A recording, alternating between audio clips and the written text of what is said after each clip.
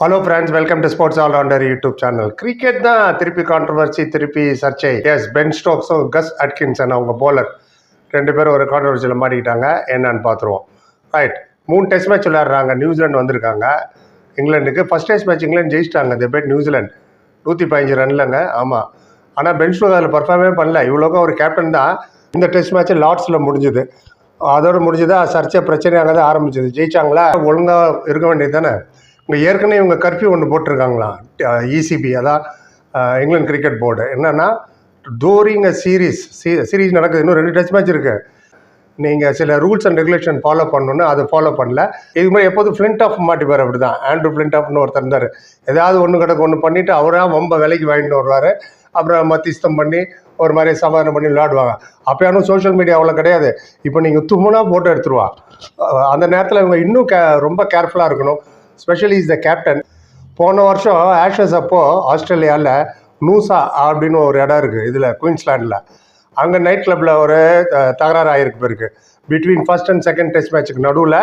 And அதில் யார் யார் இன்வால்வ்னு தெரில. ஆனால் ஏதோ ஒரு வீடியோ வைரலாக போச்சான் அப்போது சோஷியல் மீடியாவில். அதுக்கப்புறம் ஆஃப் ஃபீல்டில் behaviour is very very important. ரொம்ப ஸ்ட்ரிக்டாக இருப்போம், நிறைய ஸ்க்ரூட்டனி பண்ணுவோம். ஆஃப் ஃபீல்டில் இந்த கிமிக் வெல்லாம் பண்ணாதீங்க. சீரீஸ்க்கு அப்புறம் என்ன வேணுமோ பண்ணு, டூரிங் இந்த சீரீஸ் பண்ணக்கூடாது அப்படின்னு சொன்னாங்க.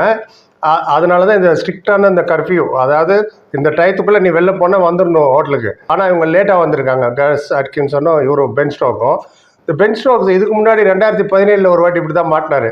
அதான் மீண்டும் சர்ச்சை சொன்னேன். பிரிஸ்டல் அங்கே வந்து வெஸ்ட் இண்டீஸ்க்கு எதிராக ஒரு 1 டே மேட்ச் இருந்ததா.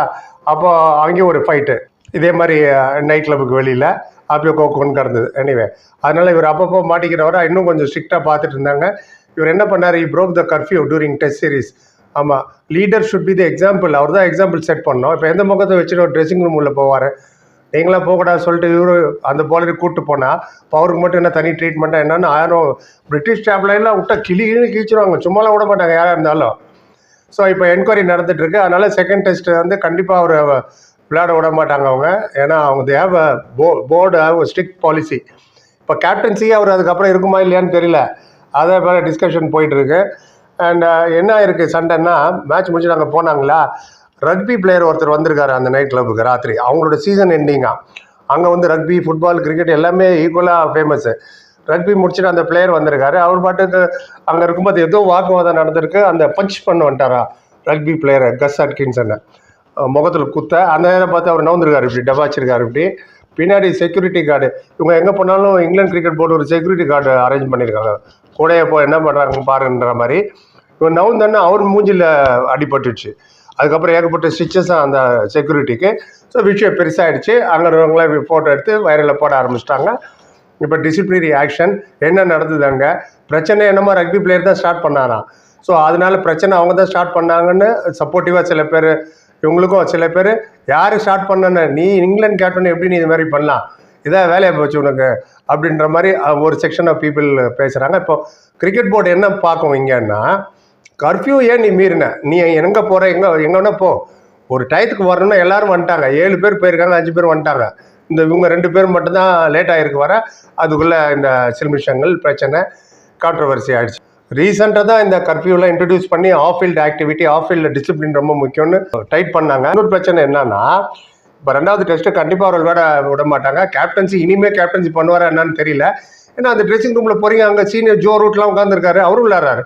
என்ன முகத்தை வச்சு அவங்கள்ட்ட பேசுவீங்க நீங்கள்? சொல்லுங்கள் பார்ப்போம். அவரும் தான் எத்தனை வருஷம் விளையாடுறாரு. எதாவது கான்ட்ரவர்சி எதாவது மாட்டினாங்களா?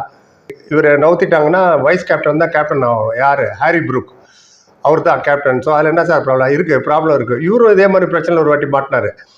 நியூசிலாண்டில் போன வருஷம் வெலிங்டனில் அவர் நைட் கிளப்புக்கு வெளில இருக்கிற பவுன்சர் கூட தகராறு சண்டை. ஆமாம், 1 டே இன்டர்நேஷ்னல் விளையாடினாங்க நவம்பர் 2020. தேடி பாருங்கள் இருக்கும். அப்போ அவர் கூட ஜேக்கப் பேத்தல் இருந்தார். அவர் வர மாட்டிட்டார் அந்த சர்ச்சையில். அண்ட் இப்போ அவர் தான் கேப்டன். இவரே ஏற்கனவே இந்த பிரச்சனையில் மாட்டினவர் தான். ஸோ இந்த மாதிரி அடிக்கடி இவங்களா கான்ட்ரவர்சி இழுத்து விட்டுக்கிறாங்களா. அது கிரிக்கெட்டிங் வேர்ல்டு வந்து எல்லாருமே முன்னையான கேள்வி அவளை கேட்க மாட்டாங்க. இப்போ சோஷியல் மீடியா வந்ததுக்கப்புறம் நீங்கள் எதுவும் டினையும் பண்ண முடியாது.